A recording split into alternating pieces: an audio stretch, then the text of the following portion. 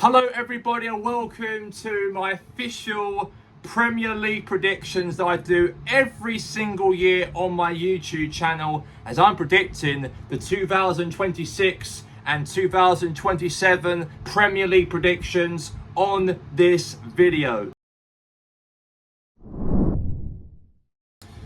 I'm going to start predicting first the teams at the bottom of the table, the teams that I think will be going down to the Championship for next season. Now, the two teams who went up from the Championship this season, from last season, these two teams will end up being relegated rock bottom, I think. I'm going to go for Hull City to finish 20th of the Premier League.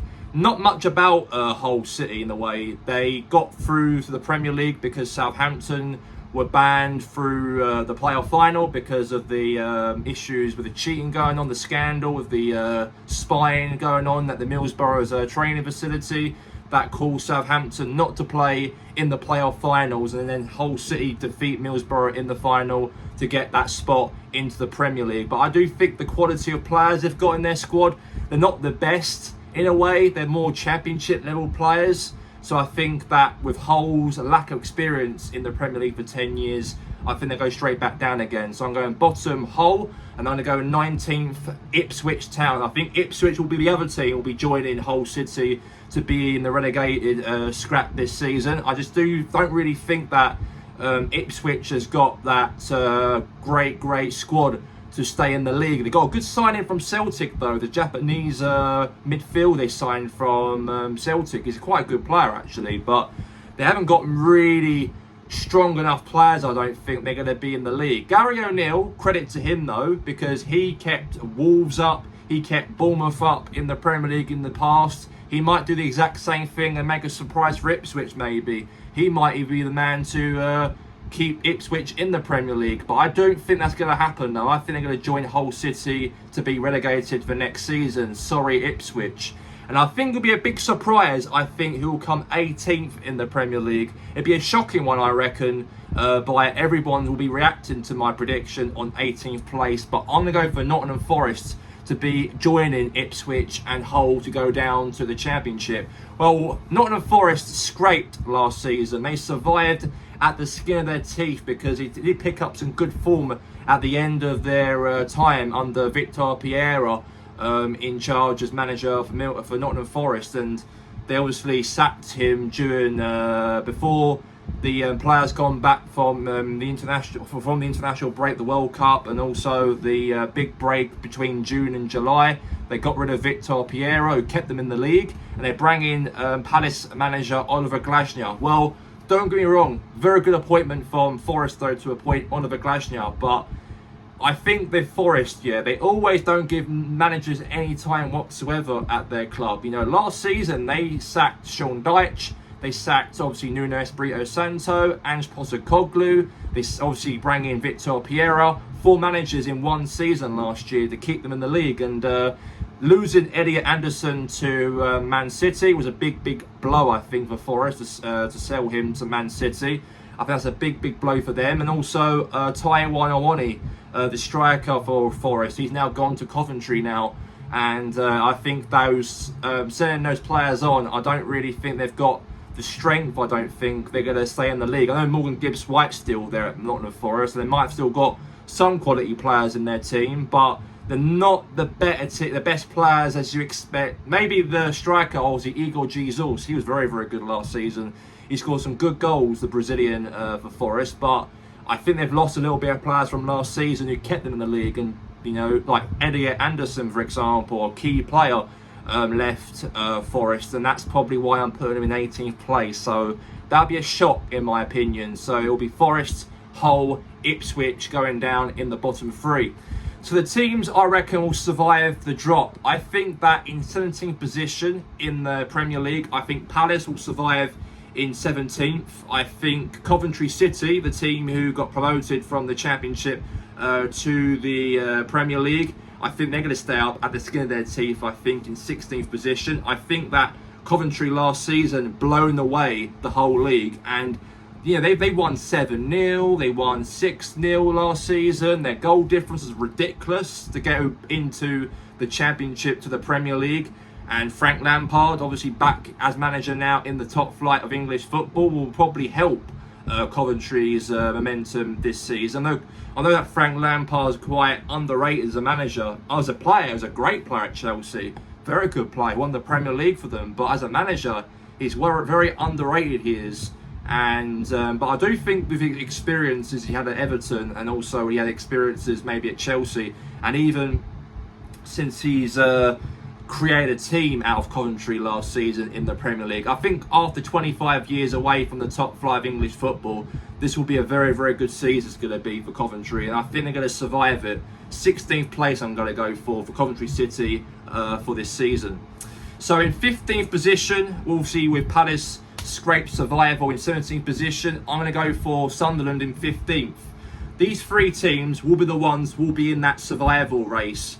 For Sunderland, they got Europa League football, done very well last season. Granit Xhaka is staying as the player for Sunderland. Obviously, it was talks of Chelsea signing him during the summer, but he declined the offer and he's staying at Sunderland. That will give them their big belief they can definitely be in the league next season. I do think Sunderland have got enough to be safe, but I don't think they're going to be anywhere higher than the top 10, I don't think, for Sunderland. I think Sunderland might have a little bit of a second season syndrome in the Premier League, and I do think they're going to be in 15th place because of those reasons, and I think they have enough quality to survive. I feel they've still got some good players in their squad, especially Europa League football. I know that might be too much to play European football on Thursday night, play the games on Sunday might really affect the Sunderland team. Look at Forest last season, they had Europa League, they almost got relegated. I think Sunderland might do the exact same thing this season, and that's why I'm going to put them in 15th. The exact same reason I put Palace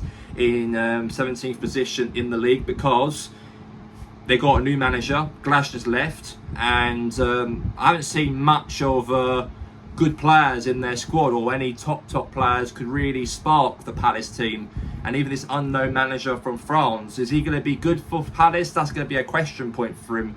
And maybe the depth with Palace, I think, with their squad as well. You know, losing Eze the season before that to Arsenal. They've had some players at Palace, you know, won them the Conference League during the last season, but you got to bear it in mind, Conference League football is a lot different compared to maybe, you know, Europa League and the Champions League, because that's why teams in the Premier League will easily win that competition anyway. So, but I don't think they're going to be anywhere in a good position. I think Palace are. I think they've got not enough depth of squad of players, especially Europa League football, especially games on Sunday as well for the Premier League. I think they're going to be stuck in survival in 17th position. That's why I'm putting Sunderland, Coventry and Palace in that survival three away from the drop. Now, moving up a little bit in the table of the Premier League, I'm going to go for the teams to complete the bottom half of the table. I'm going 14th Everton, I'm going 13th Newcastle, I'm going 12th Brighton, and I'm going to go at Bournemouth to finish 11th position in the Premier League. I do think with Everton, however, I think they've got, they've got some good players in their squad. David Moyes done very well last season to be finishing Everton in that top 10 last season. Very good season. Their first season in their new stadium, and they play some very good football away from home, especially. I think at home they're a little bit struggle at home, but away from home last season were very, very good. And they still kept on their players still. They've still got some good players in their squad. Could really help out Everton this season. I don't think Everton will have the heights from last season. I don't think they're going to be anywhere in the Europa League spot or anywhere pushing for that spot. But I think they're going to be in that 14th position in the league, I think. I think they've got enough players in their squad to keep them in the league. Jordan Pickford, still playing for Everton now after 10 seasons at Everton. He done well for England, he did, for the World Cup, and that's a crucial player, having him in the squad for the team for Everton. And even as well, we got maybe, they might have lost Dwight McNeil to Crystal Palace. They've obviously might have got in their team Iliman Ndiaye. He might be a good player this season. Even Beto might be playing well this season for Everton, might give them the goals as well. And even Barry as well might score some goals for Everton also this season. So I think that they've got some good attacking players they've got to try and survive this season. So I'm going to go 14th Everton. The reason why I'm going to put Newcastle in 13th place, because they've lost a few players they've lost now. Anthony Gordon, Bruno Guimaraes has gone to Arsenal. Anthony Gordon's gone to Barcelona as well. Big losses for Newcastle, and they lost to Tonali to Tottenham as well. 3 top players have left Newcastle, and even the manager's now left, Eddie Howe. He's obviously resigned or walked out of Newcastle due to the lack of transfer, obviously transfer agreements on trying to sign players during this new season coming up, and that's why he's walked out of Newcastle. Obviously, Newcastle got a lot more investment in their team under the Saudi Arabia ownership. They've got in this manager who managed Al Hilal, who won them the Saudi Arabia's league there, and he's taken over as the manager for Newcastle. He's actually an experienced manager in Europe as well, because he also managed RB Salzburg as well, so he's got a little bit of experiences as a German coach to come into the Premier League and might make a big name for himself. I think he probably could do, to be honest. I do see that he might bring a good Newcastle team. Maybe he might push Newcastle up the top 10 maybe. Maybe they might be in a very good, strong position during maybe this season. But the reason why I put them in 13th place, like compared to last season, they came 12th, because they haven't really made some good signings. They're not been the best in terms of buying players. They've been a little bit selling on players, top players in a way. And I think Newcastle might struggle a little bit slightly, but I don't think Newcastle will be anywhere in a danger or relegated or anything like that. I think they've still got enough players in their squad. You know, they've got obviously still Joelinton. I think he's going to go to Saudi Arabia. There's talks about him going. They've still got obviously David Waldemade. He still plays for Newcastle United. They've still got him in the team as well, and they've got a still core of good players in their squad. Could really do well though. Without the players they've sold, they might have a good team anyway going into this new season though. Even losing 3 key players, I think they might have enough though in the bag. Even Harvey Barnes, will he step forward for Newcastle and maybe be that left winger to try and bang in the goals for Newcastle? Who knows? It's still a long way to go from now until the transfer deadline day in a couple of weeks from now. That's why I'm going to put Newcastle in 13th place. In 12th position, I'm going to put Brighton Hove Albion. I think Brighton have got a lot of priorities this season for the Conference League qualification from last season. Obviously, Brighton qualified for European football. They're playing the 3rd tier of European football, and they're going to probably win that competition. You know, they're going to walk in that competition and win the whole thing, because look at Palace. They won the Conference League last season, and I think they're going to earn themselves a Europa League place for next season. I think Brighton's a massive favourite to win that European competition, and I think with that as well, distractions in the Conference League, but in the Premier League, I think that might play a little bit of part in terms of why I predicted Brighton to finish in 12th position in the Premier League for this season coming up. And I do think, you know, selling Danny Welbeck was obviously a big blow. He's a bit old now, but they have sold a few players. They've brought players in as well.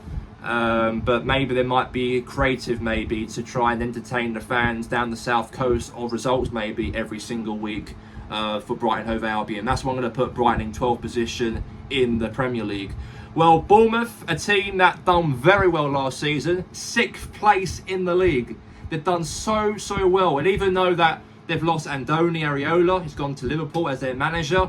Semenyo is obviously his first full season as Man City's player now since leaving Bournemouth in January. And there are a little bit of problems about selling him, and then since they sold Semenyo, they've been winning every single game last season. They were in that bottom half of the table, and they moved themselves up to 6th, and they've earned themselves a Europa League place. And I think they might do well, Bournemouth. They might do in the Europa League.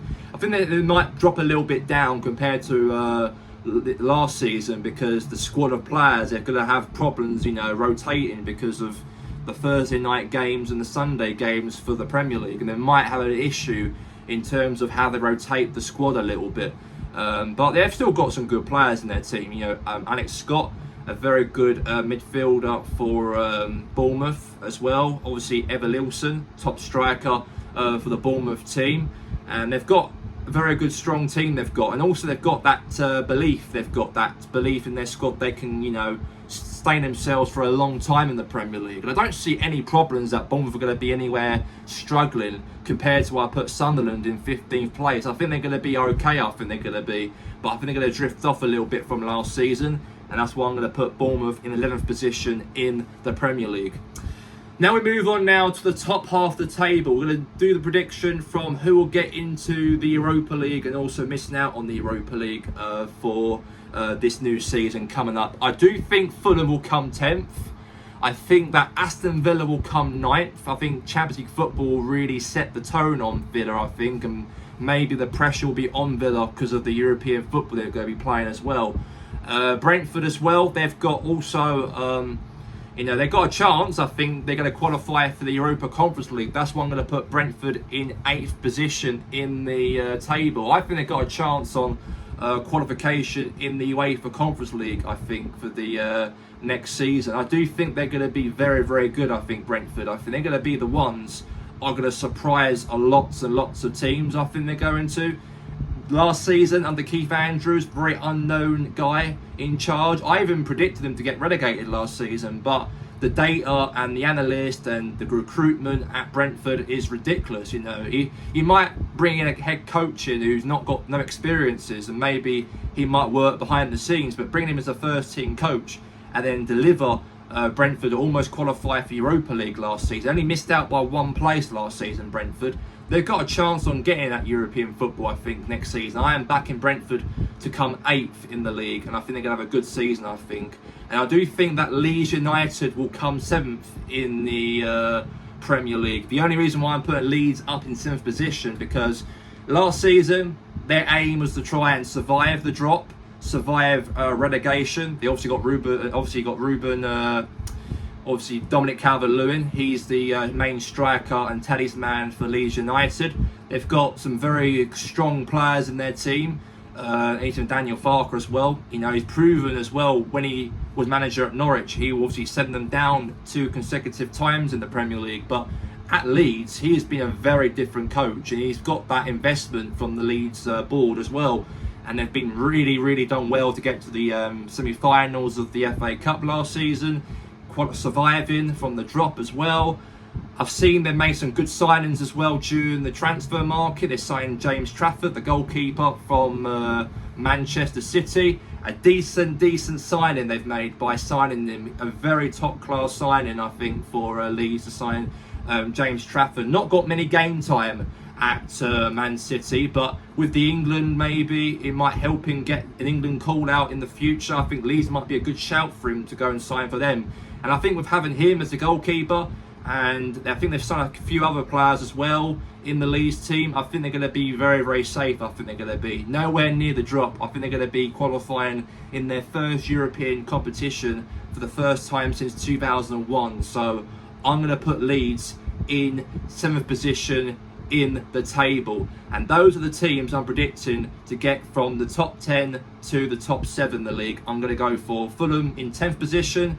I think that a lot of people say that Fulham might be in a big trouble because of Marco Silva. He's left to go to Benfica, having this manager in from Real Madrid who's came in as their coach. He had a very bad run at Real Madrid when he was sacked, and then he's now manager at Fulham. But I think he might do well, I think, because you got to understand that Fulham's a smaller club compared to Real Madrid, so he's going to probably get the best out of the players he's got at Fulham, I think, and I think they're going to be in a safe position. I think people underestimate Fulham. They're going to be in the bottom 3 or be in that drop zone, but I think they're going to be safe in 10th position. And I think with Aston Villa, going back to them, I think with Unai Emery, done very well to get into the UEFA Champions League for this season, coming right now. But the only issues that Villa have got, Champions League football. Can the squad rotate from Champions League football into the Premier League? That'd be a problem, because Villa's not a big established club compared to like the commercial, compared to Arsenal, compared to Liverpool,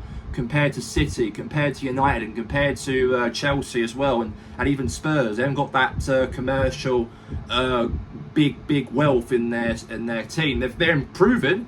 Villa improving, definitely, but pushing themselves again into that top 5 or top 6 might be too much for Villa, due to the fact they've got themselves that Champions League competition they can be playing, of course, going into this new season coming up. That's why I'm going to put Villa in 9th, and that's my top 3 teams in that top 10 from 10th to 7th. Now I'm going to go now to who will get to 6th position into the first position in the table. The traditional big six, like Spurs, Arsenal, Chelsea, Liverpool, Man City, Manchester United, these 6 teams are going to finish precisely for the first time in 4 years or 3 years that none of the big six finished in the top 6 for the last 3 or 4 seasons. But I think this season, these 6 teams are going to be in the top 6. I'm going Spurs to come 6th in the table.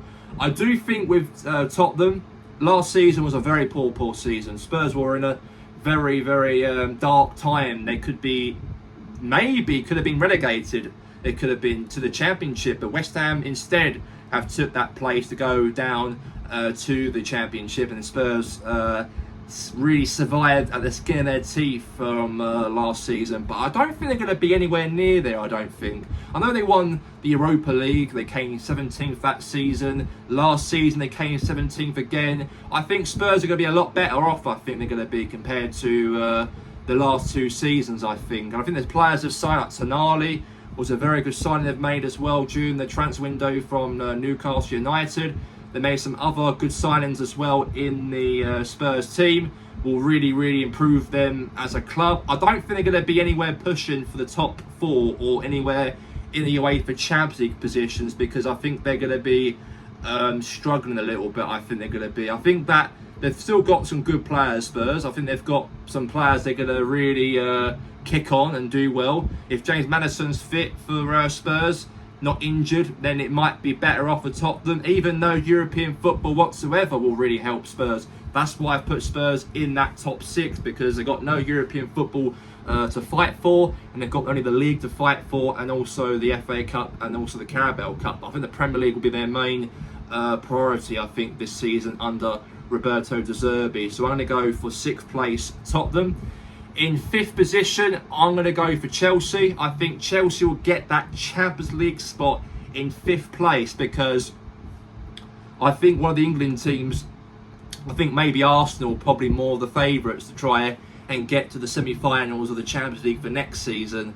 I do think the English team will get to the semi-finals for next season to make sure that 5th place will be a Champions League spot for next season's campaign. That's why I'm going to put Chelsea in 5th place in the league.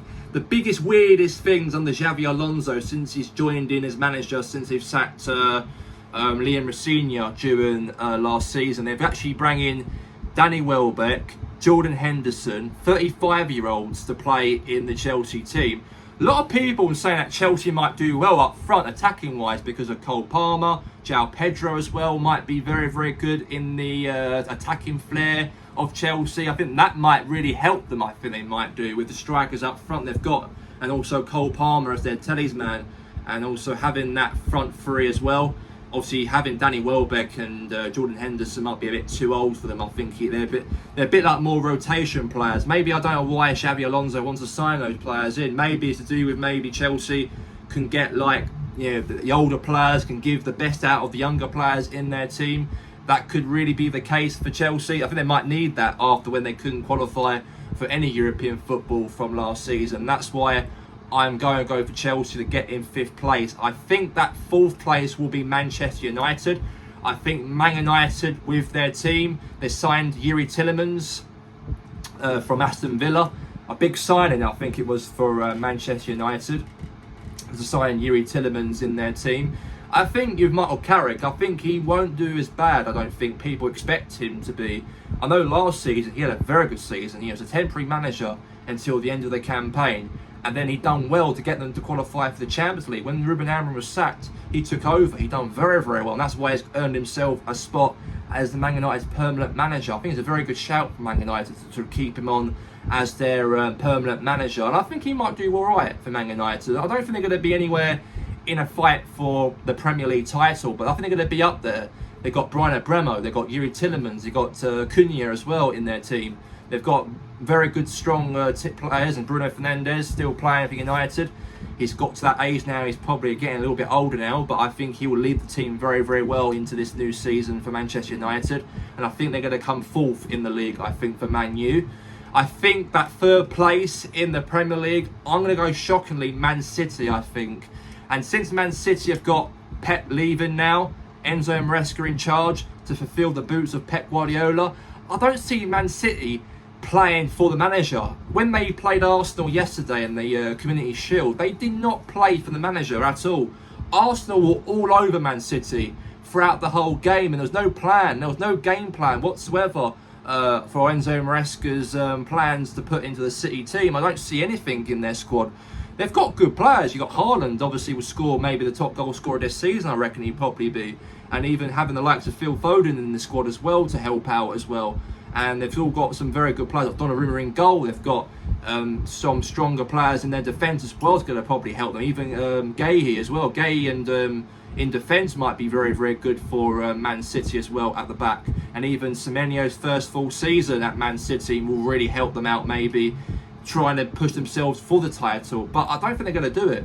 I think they're going to end up struggling. I don't think they're going to miss out on European football. I think Man City are going to be in that top 3 talking point.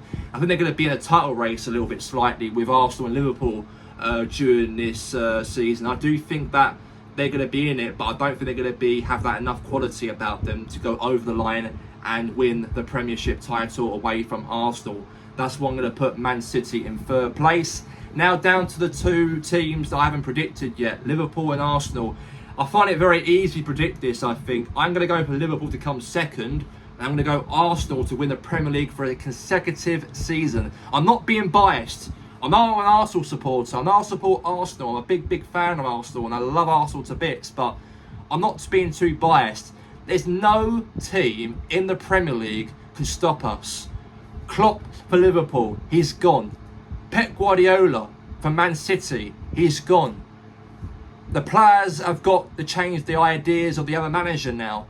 You know, how's it going to be fair for, for any other teams going to stop us this season? There's no one going to stop us. I think it's going to be us again because we've got a great structure in the club. We've brought in some good players in. Bruno Guimaraes for Newcastle, very good player. The Greek winger as well we signed from Club Brugge, good sign as well.